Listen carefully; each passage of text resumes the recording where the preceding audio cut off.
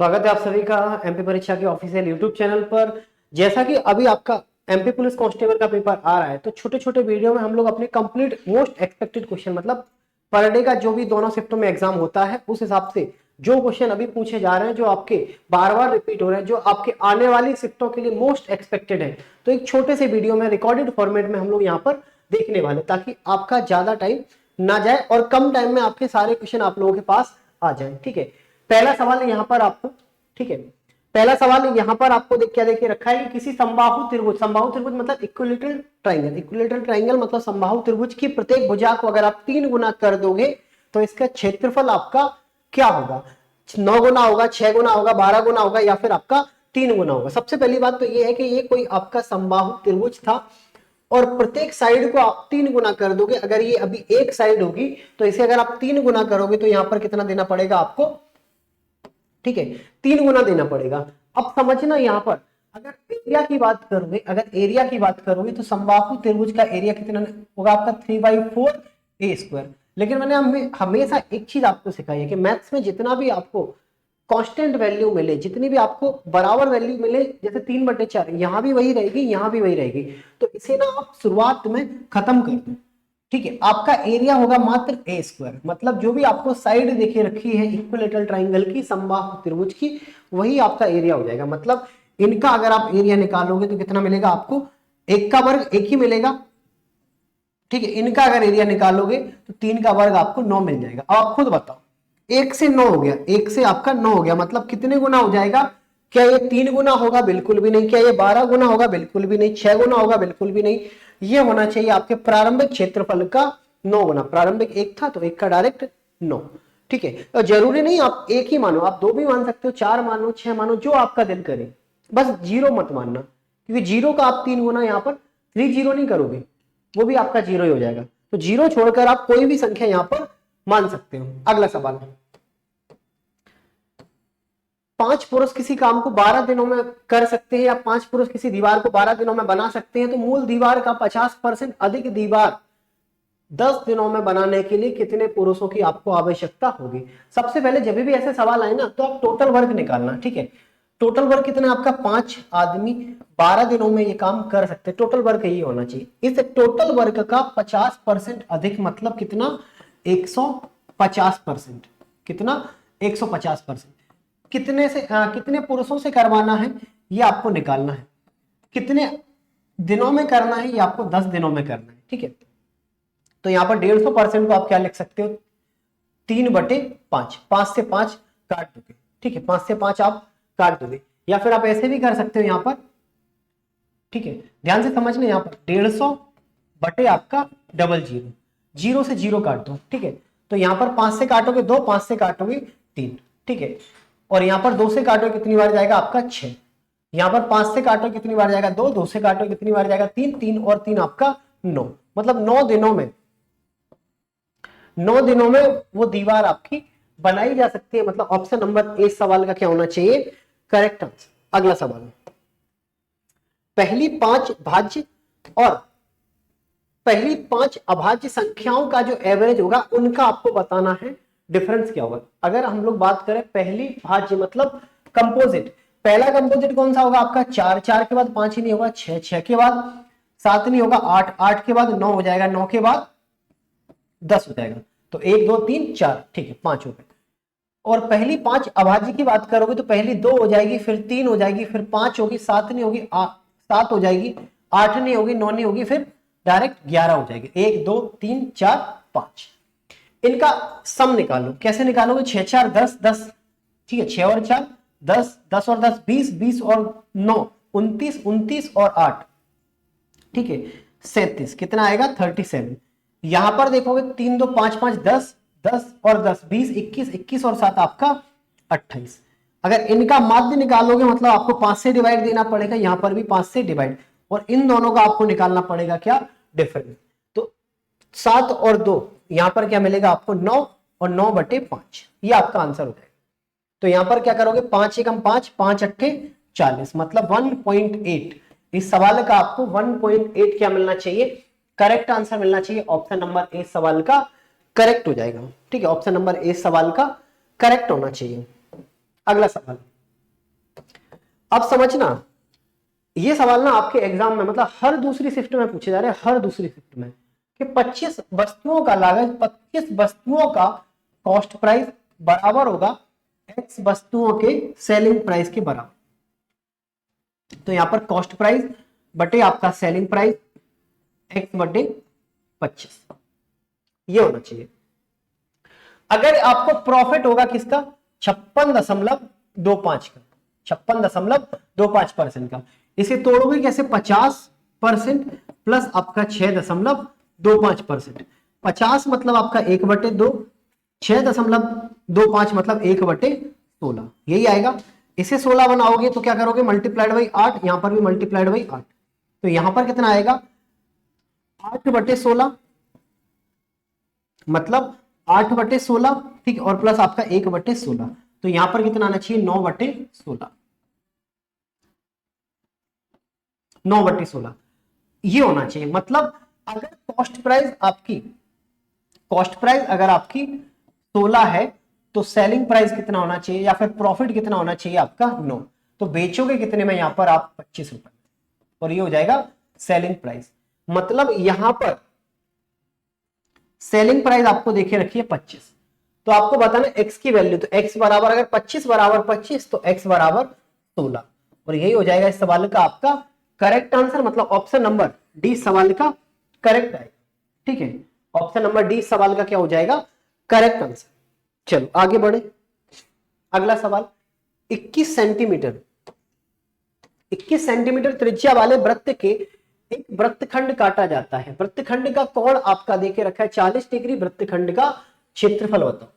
ये कोई वृत्त है और ये कोई केंद्र है, यहां से अगर देखोगे यहां पर इनका एंगल कितना है आपका 40 डिग्री, ठीक है, त्रिज्या कितनी है 21। आपको ये क्षेत्रफल बताना है, किनका, आपको ये वाला क्षेत्र बताना है, ठीक है, ये क्षेत्र बताना है। तो इनका एरिया कैसे बताओगे, सबसे पहले आप 40 डिग्री की वैल्यू निकालना चाहते हो कितने में से, 360 में से, और मल्टीप्लाइड बाई पूरा एरिया कैसे निकालोगे, पाई आर स्क्वायर, 21 बटे आपका 21, यही आएगा। ठीक है, 4 से काटोगे 9 बार जाएगा, 3 से काटोगे 3, 7 से काटो 7 3 21, 3 से काटोगे 3, 3 से काटोगे 7, तो 7 दूनी 14, 7 दूनी 14 और एक आपका 15, मतलब 154। ऑप्शन नंबर ए सवाल का क्या होना चाहिए, करेक्ट आंसर होना चाहिए। ऑप्शन नंबर ए सवाल का करेक्ट आंसर। अगला सवाल देखो, जब भी नंबर सिस्टम में भिन्न वाले आपको सवाल देखने को मिले तो आप ज्यादातर कोशिश करना कि ऑप्शन से इनको सॉल्व करो। जैसे सवाल है किसी भिन्न का हर उसके अंश से 2 अधिक है, अब ऑप्शन में देखो उसका हर अंश से 2 अधिक है, एक भिन्न का हर उसके अंश से 2 अधिक है, ठीक है, तो यहां पर 2 अधिक है, ठीक है, यहां पर 2 अधिक है, नहीं है, यहां पर 2 अधिक है, नहीं है, यहां पर 2 अधिक है, नहीं है, मतलब इस हिसाब से तो आपका एक ही ऑप्शन बच रहा है, ऑप्शन नंबर ए। आगे की कंडीशन पढ़ोगे, ठीक है, 2 अधिक है, यदि अंश में 3 का गुणा कर दिया जाए, हर में 2 से गुणा कर दिया जाए, तो यहाँ पर 3 बटे आपको 6 मिलेगा, या फिर आपको बताना 3 से 3 कट जाएगा, क्या आपको 1/2 मिल रहा है, बिल्कुल मिल रहा है, मतलब ऑप्शन नंबर डेफिनेटली आपका एक करेक्ट आंसर होगा। जब भी ऐसे सवाल आए ना तो कभी भी बेसिक से मत करना कि आपने भिन्न मान ली कौन सी x और y, फिर आपने बोला कि वो ज्यादा है तो x + 2 कर दिया, ठीक है, फिर यहां पर आपने किया 2 का गुणा, यहां पर किया 3 का गुणा, इस तरीके से बिल्कुल भी मत करना, आप डायरेक्ट ऑप्शन को तोड़ो। अगला सवाल, चक्रवृद्धि ब्याज पर अगर 12,000 रुपए आप इन्वेस्ट करोगे तो 5 साल में दोगुना हो जाएगा, तो भाई आपको बताना है कि 15 साल में वो पैसा कितना होगा। अभी प्रिंसिपल को थोड़ा साइड में रखो, प्रिंसिपल यहां कितना देके रखा है, 12,000, 12,000 देके रखा है। समझना, अगर 1 रुपए आप लगाओगे तो ये आपको 2 रुपए मिलेगा, मतलब 1 रुपए लगाओगे तो 2 रुपए मिलेगा, कितने साल में, 5 साल में, कितने साल में, 5 साल में। फिर आने वाले, मतलब यहां पर अगर चीजें आपकी डबल हो रही है तो आने वाले फिर समय में चीजें आपकी डबल हो जाएंगी, कितना हो जाएगा, 4, कितने साल में, वही सेम टाइम ड्यूरेशन 2 साल। फिर आने वाले 5 साल में, आने वाले 5 साल में चीजें फिर आपकी डबल हो जाएंगी, मतलब 8 हो जाएगा, चीजें आपकी 8 हो जाएंगी। मतलब भाई 1 रुपए अगर आप लगाओगे तो 15 साल में आप 8 रुपए पाओगे, और 12,000 है आपके 1 के बराबर, ठीक है। तो यहां पर आपको 8 गुना करना है तो 12 12 अट्ठे 96,000 आपको मिलेंगे। मतलब ऑप्शन नंबर सी सवाल का करेक्ट आंसर आना चाहिए। ऑप्शन नंबर सी सवाल का करेक्ट आंसर आना चाहिए। अगला सवाल, अब देखना इन सवालों को आपको ऑरली सॉल्व करना है। एक दो शिफ्टों में आपको इस टाइप के भी सवाल देखने को मिल रहे हैं कि जिन्हें आप ऑरली सॉल्व कर सकते हो। जैसे ये वाला सवाल, तो 5% के लाभ के बदले आपको 5% हानि हो रही, मतलब 100 रुपए अगर आर्टिकल का कॉस्ट होगा, पहले आपको 5% का लाभ हो रहा था, अब आपको 5% का हानि होगा। बैलेंस करोगे तो यहां पर बेटा आपको 10% का बैलेंसिंग नंबर मिलेगा, जो किसके बराबर था, आपके 50 के। आपको 100% की वैल्यू लगानी, एक जीरो यहां पर, एक जीरो यहां पर, मतलब ऑप्शन नंबर ए सवाल का करेक्ट आंसर आएगा। ऑप्शन नंबर ए सवाल का क्या आना चाहिए, करेक्ट आंसर आना चाहिए। ऐसे सवालों को तो आप ऑरली करना कि 5 और 5 10, 10 बराबर ए, एक जीरो चिपकाना है तो आपका आंसर आ जाएगा। अगला सवाल, एक खंबे की ऊंचाई, यदि 10 मीटर ऊंचे खंबे की छाया आपकी की लंबाई 10√3 मीटर है तो सूर्य का उन्नयन कोण आपको बताना है कितना होगा। यार एक बात बताना, ये आपकी ऊंचाई कितनी है 10, ठीक है, और यहां पर छाया 10√3, आपको ये एंगल बताना है। भाई अगर मैं टेन थीटा बताऊं, ये मान के चलो टेन थीटा है, टेन थीटा है, टेन थीटा मतलब लंब बट्टे आधार, हाइट अपॉन आपका बेस, कट जाएगा तो टेन थीटा बराबर क्या मिलेगा, 1/√3। और 1/√3 मतलब टेन थीटा में किसकी वैल्यू होती है, यहां पर आपकी किसकी होगी, 30 डिग्री की। मतलब आपका 30 डिग्री बोले तो ऑप्शन नंबर डी सवाल का करेक्ट आंसर आना चाहिए। ऑप्शन नंबर डी सवाल का करेक्ट आंसर यहां पर हो जाएगा, ठीक है। अगला सवाल, दो क्रमागत धनात्मक विषम पूर्णांकों के वर्गों का अंतर 56 देके रखा है। क्रमागत विषम जो आपके नंबर है उनको उनका चुनाव करो। पहली बात तो ये कि भाई अगर बेसिक से करोगे तो आप कैसे करोगे, पहला नंबर आपका x होगा, दूसरा नंबर x+2 होगा। अगर इन दोनों का डिफरेंस निकालोगे, इन दोनों का अगर डिफरेंस निकालोगे तो इस तरीके से निकालोगे, तब जाकर आपको कितना मिलेगा, 56 मिलेगा, ठीक है। तब जाकर आपको कितना मिलेगा, 56 मिलेगा, दो क्रमागत विषम संख्या होगा। यार देखो ऐसे मत करना, अगर करोगे तो आपको मिल जाएगा क्या, a² प्लस आपका b² प्लस आपका 2ab माइनस x² बराबर आपका 56, ये कैंसिल आउट हो जाएगा तो 4x बराबर कितना मिलेगा आपको 52, तो x बराबर 13, ये होगा। मतलब 13 और 15 होना चाहिए ऑप्शन नंबर ए सवाल का करेक्ट आंसर। लेकिन भाई इतना लंबा चौड़ा सॉल्यूशन करने के बजाय आप ऑप्शन पे आ जाते हैं, ये भी हाल ही के शिफ्ट में आपका पूछा गया था, इससे अच्छा आप ऑप्शन पे आ जाओ। क्या कि 15 मतलब 196, 13 मतलब 169, ठीक है। तो यहां पर कितना मिलेगा, 15 मतलब सॉरी 225, 5 और 1 6, 4 और 1 5, ये आपका आंसर हो जाएगा। ऑप्शन से करोगे तो ज्यादा इजीली आप लोगों का आंसर आ जाएगा। अब ये एक बार आप लोग देख लो, अगर अभी तक आप लोग चैनल को सब्सक्राइब नहीं किया वो तो कर ही लो। इसके अलावा प्ले स्टोर से परीक्षा एप्लीकेशन को इंस्टॉल कर लो। यहां पर आपका दूल्हे राजा टेस्ट सीरीज जो है पर डे डेली आपका एनालिसिस करके जो पेपर आ रहा है उसको बनाया जाता है। आप एक रेफरल कोड याद रखना, SOMSER40, इससे आपको, ठीक है, इससे आपको 40% का यहां पर डिस्काउंट भी मिल जाएगा इस टेस्ट सीरीज में, ठीक है। चल आगे बढ़े, अगला सवाल, सवाल है आपका, दो संख्याओं के HCF और LCM 13 और 715 है, ऐसे कितने युग्म आपके संभव है। यार देखो सबसे बड़ी बात क्या है, दो संख्याओं का HCM, आपने एक फॉर्मूला पढ़ा होगा ये वाला, AB इंटू आपका HCF बराबर आपका LCM, LCM पढ़ा होगा। SCF यहां पर आपको कितना देखे रखा है 13, और यहां पर आपका 715। तो A और B की बात करें तो यहां पर 13 5 65, 5 और 1 6, 13 5 65। दो संख्याओं के अनुपात का अगर मल्टीप्लाई करोगे तो आपको 55 मिलता है। पहला आपका अनुपात हो जाएगा 1 गुणा 55, दूसरा आपका हो जाएगा 5 गुणा 11। क्या इनके अलावा कोई भी जोड़ा आप बना सकते हो, तो ऐसे दो ही जोड़े आपके संभव है। मतलब ऑप्शन नंबर ए सवाल का क्या होना चाहिए, करेक्ट आंसर होना चाहिए। ऑप्शन नंबर ए सवाल का करेक्ट आंसर। अगला सवाल, अब देखना यहां पर दो पुरुष एक स्थान से एक ही दिशा में मतलब सेम डायरेक्शन में है, ये आपका दोनों पॉइंट है सेम डायरेक्शन में, ये जाएगा 5 किलोमीटर पर आवर की स्पीड से और ये जाएगा आपका 5.5 किलोमीटर पर आवर की स्पीड से। अब यहां पर देखना कि यात्रा प्रारंभ करते कितने समय में उनके बीच की डिस्टेंस आपका 8.5 होगा। पहले तो ये बताओ, अगर दोनों एक साथ 1 घंटे चलेंगे तो इनके बीच का डिफरेंस कितना बनेगा? केवल 0.5 का, केवल 0.5 का। तो ऐसा इन्हें कितना डिफरेंस बनाना है? इन्हें बनाना है 8.5 का, 8.5 का। तो पॉइंट से पॉइंट हटाओगे तो यहां पर कितना आएगा आपका? 5 एकम 5, 5 7 35, मतलब 17 घंटे इन्हें कंटिन्यू चलना पड़ेगा, तब जाकर ये इतना डिस्टेंस को मेंटेन कर पाएंगे। 17 घंटे इन्हें कंटिन्यू इसी स्पीड में चलना पड़ेगा। अगला सवाल, अब यहां पर क्या देखे रखा है? n को 5 से डिवाइड दोगे तो 2 बचेगा। सबसे छोटा नंबर ऐसा बताओ जिसमें अगर आप n को n में 5 से डिवाइड दोगे तो 2 बचेगा। तो पहला नंबर आपको याद आएगा 7, क्योंकि 7 में अगर 5 से डिवाइड दोगे 5 एकम 5, 2 डिफरेंस आ जाएगा, मतलब वो n बराबर आपको पता चल गया कितना हो जाएगा? 7। और n स्क्वायर आपको बोला है कितना हो जाएगा? 49। ठीक है, और इसमें अगर आप 5 से डिवाइड देते हो तो आपका रिमाइंडर कितना बचना चाहिए? 4। कितना बचना चाहिए? 4, मतलब ऑप्शन नंबर 20 सवाल का क्या हो जाएगा?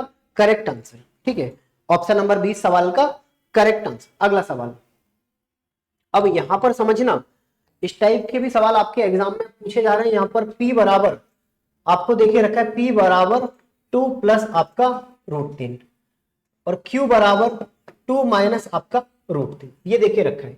और भाई आपको बताना क्या है? p अपॉन q की यहां पर वैल्यू बताओ, p अपॉन q की यहां पर आप वैल्यू बताओ। तो सबसे पहले एक चीज बताओ, अगर कुछ भी यहां पे आपको लॉजिक समझ में आ रहा है, यार कोई लॉजिक तो ऐसा नहीं है जो आपको यहां समझ में आ रहा हो, तो डायरेक्ट वैल्यू को पुट करो। जैसे p की वैल्यू कितनी है? 2 प्लस √3, q की वैल्यू कितनी है? 2 माइनस √3। एक काम करो, ऐसा कोई ऑप्शन आपको दिख रहा है जो आपका आंसर हो? ये भी नहीं दिख रहा है, तो इनका रैशनलाइजेशन करो। किसका कर दें? न्यूमरेटर का करें, अंश का करें। 2 प्लस √3 और 2 प्लस √3, यही आएगा। इन दोनों का देखोगे तो a प्लस बी का होल स्क्वायर, इन दोनों का देखोगे एक बार प्लस में, एक बार चीजें आपकी माइनस में है, एक बार चीजें प्लस में, एक बार चीजें माइनस में। तो यहां पर क्या मिलेगा? a square plus B square plus 2ab, मतलब 2 का 4, 3 7 प्लस आपका 4√3, और यहां पर 4 में से 3 जाएगा तो 1, और यही आपको ढूंढना पड़ेगा अपने ऑप्शन में, मतलब 7 plus 4√3 upon 1। Option number C सवाल का क्या आना चाहिए? ठीक है, करेक्ट आंसर। चलो अगला सवाल, ये सवाल आपको देखे रखा है, x और y का अनुपात देखे रखा है, 3:4 है, 4x प्लस 3y है, ठीक है, और 4x minus 4y minus 4x है। तो इनकी वैल्यू बताओ, इनकी आपको बतानी है वैल्यू। अगर इनकी वैल्यू देखोगे, जैसे x और y है, ठीक है, कितना देखिए रखा है? 3:4, 3:4। सबसे पहली बात, यहां पर आपको क्या है? 4x प्लस आपको 3y, ठीक है, और यहां पर आपको अनुपात बताना है 4y माइनस आपको 4x, ये देखे रखा है। यार यहां पर x की वैल्यू देखोगे तो 3 देखे रखी है, y की वैल्यू देखोगे यहां पर 4 देखे रखी है, y की वैल्यू यहां पर 4 है, x की वैल्यू यहां पर 3 है। तो 4 3 12, 4 3 12, 12 12 24, और यहां पर कितना आएगा? 4 4 16, 4 3 12, 16 में से अगर 12 घटाओगे तो 12, 16 में से अगर 12 घटाओगे तो 4, ठीक है, 4 4 16, 4 3 12 घटाओगे तो 4। तो यहां पर 6 4 24 अनुपात 1, मतलब 6:1 आना चाहिए, मतलब ऑप्शन नंबर सी सवाल का क्या हो जाएगा? करेक्ट आंसर हो जाएगा। ठीक है, ऑप्शन नंबर सी सवाल का क्या होना चाहिए?